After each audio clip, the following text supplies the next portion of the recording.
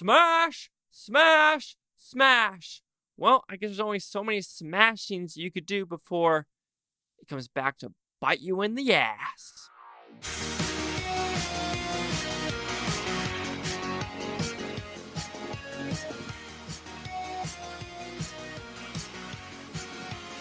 Chase Lehocky here at the Blue Futon reviewing the Hatchet Wielding Hitchhiker. What's it about? It's a very simple premise, actually. I don't remember the dates, 2012, 2013.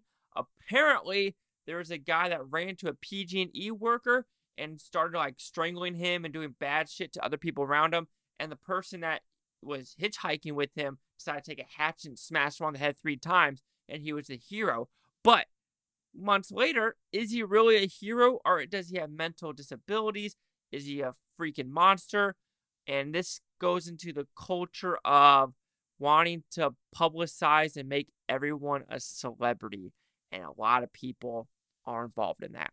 So, dog, this documentary, I thought it was a very unique documentary that took very good twists and turns that made it unconventional, and it made it something of its own. So let's talk about the positives of the film. I think how it's filmed, and it lays out the whole story in a very well-mannered route.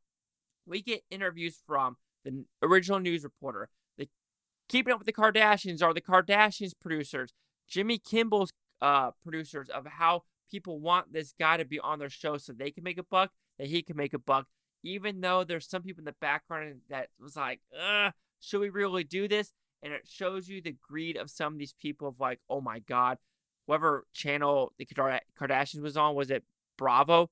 We can make a quick buck off this random dude, so let's do it.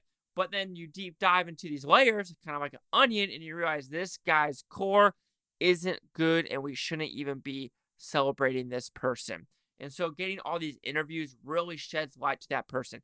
I think the most interesting one was the lead singer of the Red Coats. I think that's what the band is called. I know I'm probably mistaken with that. But talk about the story of the lace joint, and me knowing now, because before watching this documentary, I truly thought this Kai character was just randomly walking down the street. Then he saw what happened, like, oh shit, a car crash. No, he was in the car when the guy ran into the person, the PG&E worker.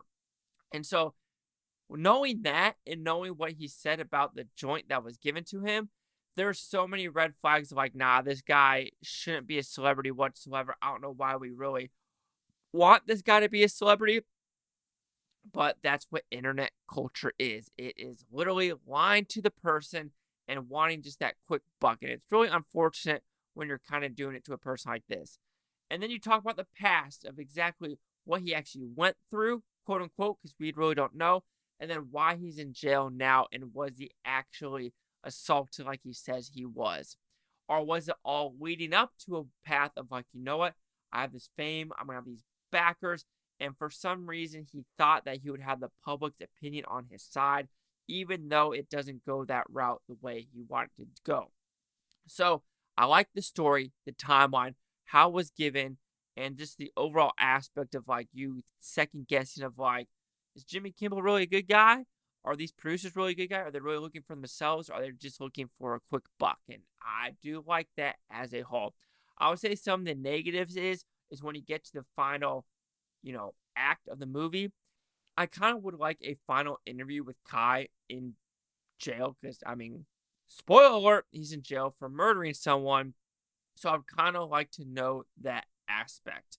And with that, the final crime, I kind of wish they would dive a little bit deeper. It was very cookie cutter or surface level of what happened with that crime. And I felt like they could have gone more in depth of like, did this assault really happen, the sexual assault? And they really don't go that route. They decide, okay, this guy got murdered for reason, of this reason, of this reason, of this reason.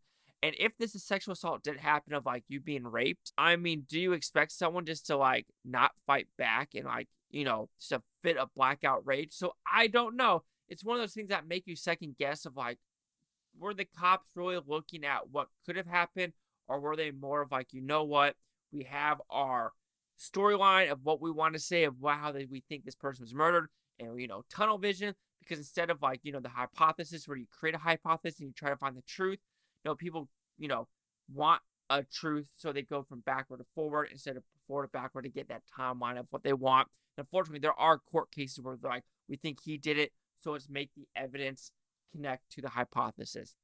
But I think overall, this is a strong documentary that sheds light to a lot of new stuff, because a lot of people just know the memes or just know the story of the smash, smash, smash. Well, this does give you a good amount of evidence to have your own conclusion. And I think that's what a documentary needs to do. But like I said, the ending kind of falters. The pacing kind of falters at the end. And I do wish they added a little bit more oomph to more Kai's side of the story. Like a final interview with Kai, I think would have enhanced the overall third act. But it's just me telling you my opinion. So the Hatchet Wielding Hitchhiker will receive a 3.5 out of 5 with Futons, which equals at 70%. So the critics and news scores gave this one. So the critics a 100% with 9 of them. Audience score of 42% with over 100. No critic consensus. I'm literally dead center almost. 170-42? Man, this is a wild scale for sure. Chase out with the Blue Futon. Like, comment, subscribe. Let me know what you think is Futontopia. You Futonians, thank you for watching. Have a fantastic day. What do you think of this documentary? Let me know in the comments below. And would you smash someone? I mean, I think I could. But if I was just a random Joe, not, lacing a mofo's marijuana.